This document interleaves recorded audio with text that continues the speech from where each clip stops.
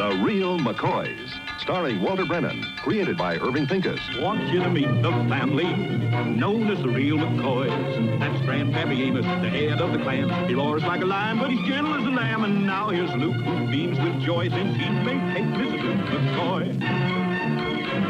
From West Virginia they came to stay in sunny California. Oh, Grandpappy Amos and the girls and the boys of the family known as the Real McCoys.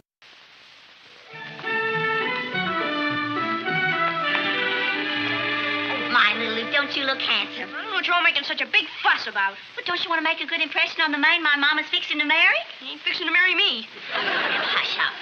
You have to get all fussed up just to meet him. What are we going to have to do when they get married? Grandpa, how nice you look. Well, ain't I a handsome devil, huh? Say, Kate, tighten up that button, will you? Oh, sure, Grandpa. Just take a minute. What, Luke, you're not dressed yet. They're going to be here any minute. Well, it'll just take me a minute, sugar babe. Isn't this exciting? Just think of it. My mom and her new fella coming clear from Fresno to get married right here in our own house. Come on, little Luke. Let's go outside and watch for him. Mind you keep clean, little Luke. Well, I wonder what your mama's fella's going to be like. Well, she didn't say in her letter, but I know the kind of man Mama likes. That don't mean nothing. It's your ma saying she ain't getting the kind of man she likes. She's getting the kind of man she can get. That's not so. My mama's still pretty young, and she's a very attractive woman. That's right, she is attractive. I done forgot about the $40 a week she gets from your pa's insurance. Luke, make him stop. Stop what, sugar babe? Teasing me about my mama. Teasing her about her mama. Well, now, look, seriously, honey. What about this here fortune hunter that's marrying your mama? McCoy. Come on, relax, sugar babe. Loosen up. Can't you take a little joshing? All right, you two go ahead and have your fun. But I bet I can tell you just what he's going to look like. He's going to be a big, heavy-set fella about 6 feet tall with curly hair, real jolly, always telling jokes, just like my daddy. Well, whatever he's like, I'm sure glad your mama's getting married again. So am I. She's too young a woman to go spend the rest of her life visiting her sister Audrey up there in Fresno. Yeah, but the big trouble with your ma is she ain't settled yet. She ain't got her roots down. Now, it don't make no difference what this fella look like, just so long as he's got roots. You better hurry up and get dressed. Hurry, coming down the road. It's them. Oh, my goodness. They're here and you still in your work clothes. What's my mama going to think? Well, she'll think I've been working. Keeping that a secret from her, have you? Come on. Mama! Hey! Oh, my dear. And Amos and Lou. Is that the big, tall, curly-headed fella Kate's been talking to? Shh. She won't even close. Kate, I want you all to meet my intended, Mr. John Weatherly. How do you do, Mr. Weatherly? I'm very pleased to meet you, Kate. And this is the head of the household, Grandpa Amos McCoy. How do, Mr. Weatherly? How do you do? And this is my son-in-law, Lou. Glad to meet you, Mr. Weatherly. Well, you have a very picturesque place here. Oh, yeah, it's a show place in the valley. John sees things with the eyes of an artist. He's a professional photographer. Oh, in business for yourself? Over 30 years in Fresno. Yes, that's where I met John, in his studio. Mama, you and Mr. Weatherly been driving all morning. You probably want to get some of the dust off. Why don't you go on inside with the kids, and Grandpa and Luke will bring in the bag. Yeah. Mother Purvis, you look wonderful. Sure does. Luke, that's what I tell you. That's what I mean, putting your roots down. 30 years in Fresno. And them photographs, you don't make them pictures for nothing. What's the matter, sugar babe? Huh? Oh, nothing, Luke. He just don't look exactly like I thought he would, that's all. What's he squawking about? He's a man, ain't he?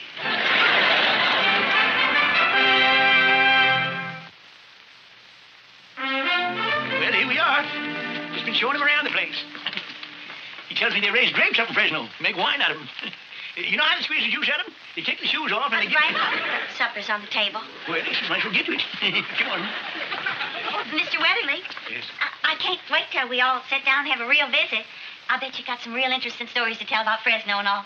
Oh, no, not really, Kate. Why, John, your hands are as cold as ice. You should never have gone outside without your overcoat.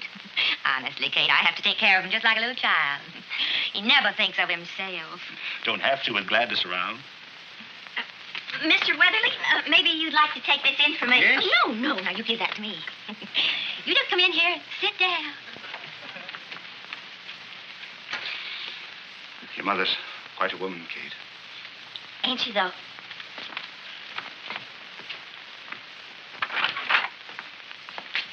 Oh, hi, sugar.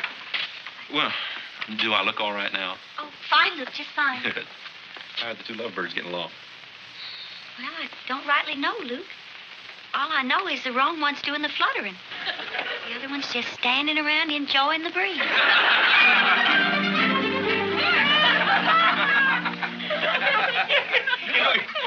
And then there was Augie Simons. He put in an order for a bathtub in the mail order house.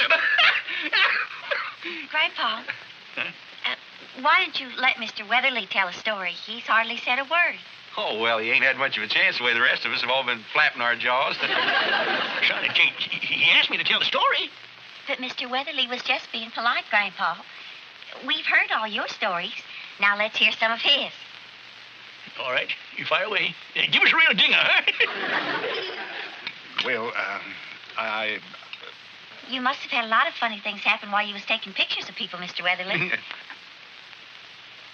Well, let me see, John, you told me once about the woman who came in and wanted you to take a picture of a pet duck. Oh, yes. Go ahead, I bet that's a dilly. Yes, well, it was rather amusing. This woman came in and asked me if I could take a picture of her duck smiling. And I said, yes, I thought I could. And she said, how will you make my duck smile? And I said, by making some funny quacks. And what'd she say? Well, that's it. Well, that's pretty funny.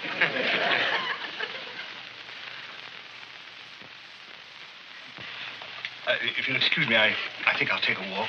I'll come with you, John. I'll be back later to help you with the dishes, Kate. Now, what'd they go running off like that for? He never did finish that story about the duck. He finished it, Grandpa. Well, I guess that was kind of a Fresno story. I don't know. I just don't think that... Hassie, why don't you and Little Luke go on out to the kitchen and get yourself some more ice cream? Come on, little Luke. You're trying to get rid of us. Gee whiz, we always get kicked out just when things are getting good. I just can't understand Mama picking out a man like that. Well, what are you griping about? You ain't a-marrying him. He ain't my kind of critter neither. Like it's not he couldn't lift a horseshoe, let alone toss one. It's plain to see he wouldn't be no good technique. But he's got the money and he can take care of your ma. So I say leave her marry him. Well, that's what she's fixing to do, Grandpa. Well, she better do it right quick now. Get the minister over here right now. Get the corn-son fish before he knows there's a hook inside the bait. Oh, can't you see Mr. Weatherly ain't no more suited to Mama than Night is today? That's a lot of hogwash, Kate. He's single, he's breathing, and he's got roots. How much more suited you want him? Grandpa's right. Now, look, why should we be telling your mama who's right for her and who ain't? I mean, she's got a good head on her shoulders. I just don't want to see Mama make a mistake. And I'm going to get you some air. But let me tell you one thing, Kate. You never toss a fish back into the water until you're gall darn sure you can hook a bigger one.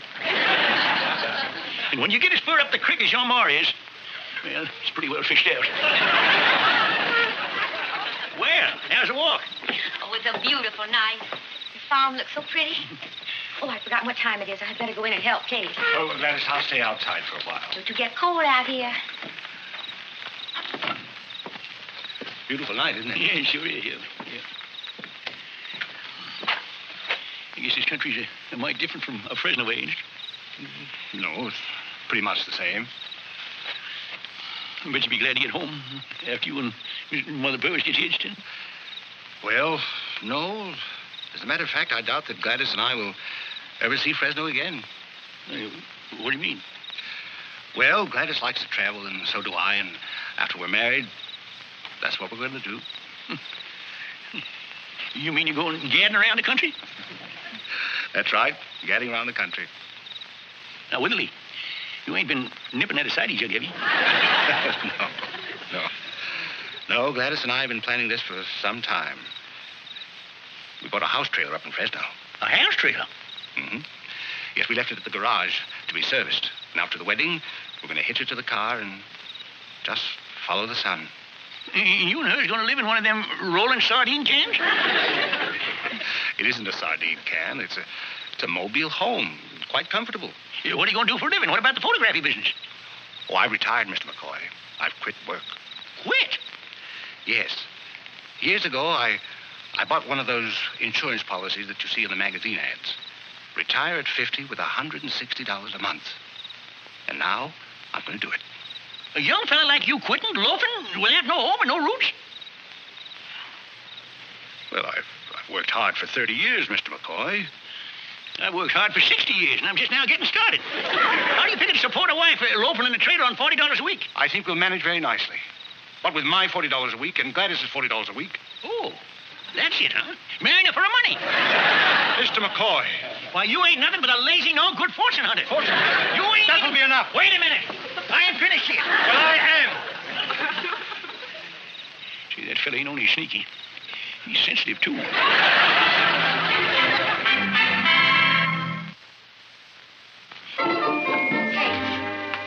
You're worried about my marrying John. Well, no, Mama, I ain't worried exactly. Now tell me honestly, Jane. What is it you don't like about John? It's not that I don't like him, Mama. It's just that I can't see you being happy with him, that's all. What you're saying is that he's nothing like your daddy. Well, I know he isn't. But that don't mean I can't be happy with him, and we can't be happy together. But, Mama, Daddy was always laughing and jolly and romantic, all the time doing little things for you. Mr. Weatherly, well, it just doesn't seem he cares for you at all. Oh, Kate. When you get older, there's a different kind of love. It's a quiet, sharing kind. But, Mama, are you sure he loves you? I'm real sure. He loves me and he needs me. And I want to be needed. Give me your blessing, Kate.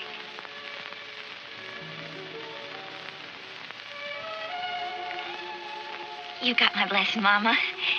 It's going to be a beautiful wedding.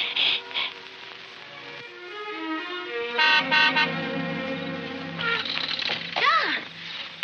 Well, I didn't think you were going to bring the trailer up till tomorrow. Well, our plans are changed. What's wrong? Gladys, it takes an awful lot to make me angry, but I'm angry now. I'm simply furious. I'm mad. I'm boiling. Do you know what that Weatherly fella's aiming to do? He's going to marry your ma just so he can get his hooks on that $40 a week. Then he's going traipsing with her in one of them cheese box trailers. And he ain't going to do a lick of work the rest of his measly life. Simmer down, Grandpa. Simmer down, Luke. You know what that fella is?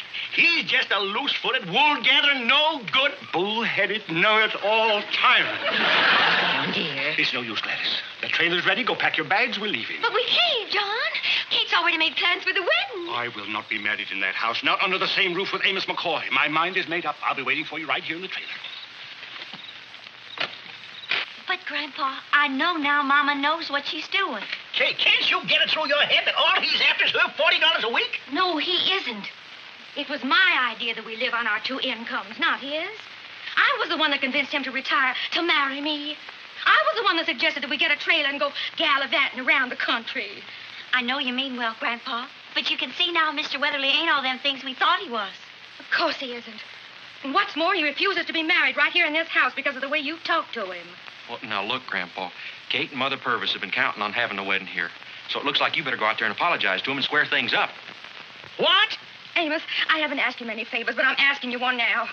Go out there and talk to John. Well, now, if you think I'm going after that fella and eat crow, then you got another thing to come. All you have to do is say there's no hard feelings. What thing is hard feelings? I can't get my dander up one minute and then go lollygagging around the next. It's up to you whether Mama has the wedding in this house the way she wants. I'm not going to say any more. Yeah, it's up to you, Grandpa. Please, Amos.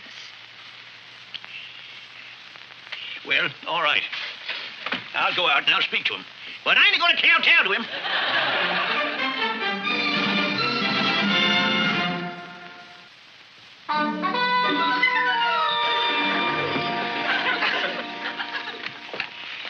Excuse me. I didn't think there was nobody in there. What do you want, Mr. McCoy? I don't want nothing now. Just taking a walk. I like to walk at night. It's healthy for the eyes. Don't have to squint. You knocked. I did? My knuckles must have just hit the door accidentally when I was walking by. Then you'll excuse me. Come here, Carl Jonas. Mr. McCoy, you got something to say to me, then say it. Well, don't rush me. Place to sit in there?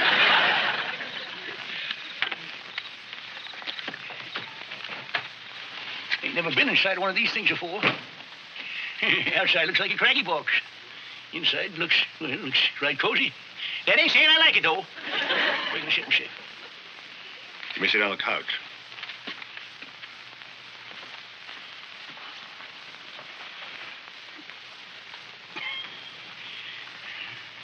Well, we might as well get this over right quick. Mother Purvis and Kate's got their hearts set on having that wedding inside, so we might as well go ahead and have it. No. Well, now, look, if they don't hold that wedding in that house, nobody's never going to hear the last of it. Now, you're going to get down off your high horse, or ain't you? High horse? I'm not on a high horse. It was you who stood out there and called me fortune hunter, simply because I want to retire after 30 years' hard work. All right. Don't get yourself in a lather. I did say them things, but you got to remember that I was born and raised in West Virginia on the side of the hill. And I learned that a man only quits when he stops breathing. My own pa was 92 and pitching hay when old Gabe blowed his horn. My ma was 80 when she was called to her reward. Dropped in the tracks carrying a wash. That's probably why I got them IDs. I don't know whether they're right these days or not, but maybe they is, maybe they ain't. But anyways, well, that's why I said what I said. Now, look, you ain't doing me no favor getting married in there. You're doing it for Kate and her mother. All right. I'll do it for Gladys and Kate. Well, there ain't nothing more to talk about. So, good night. Good night.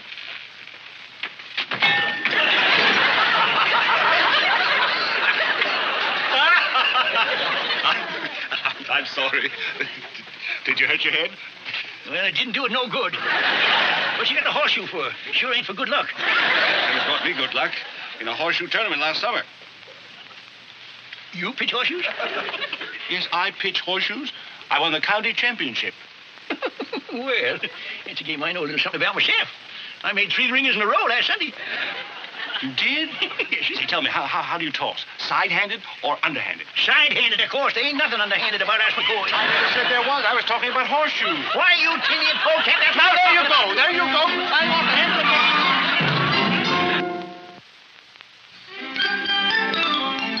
I can't figure what's taking Grandpa so long out there. I'm getting kind of worried, Luke. Maybe we ought to go out and see if they're all right. What was that? There it is again. I wonder what's going on out there. Con said it, you knocked me clean out. Listen, John, we better get out there quick. Well, they kill each other. Grandpa, Mr. Weatherly, what's going on? Stand back now. Don't get in the way. I get him 2 up. I'm going to win this game sure as shooting.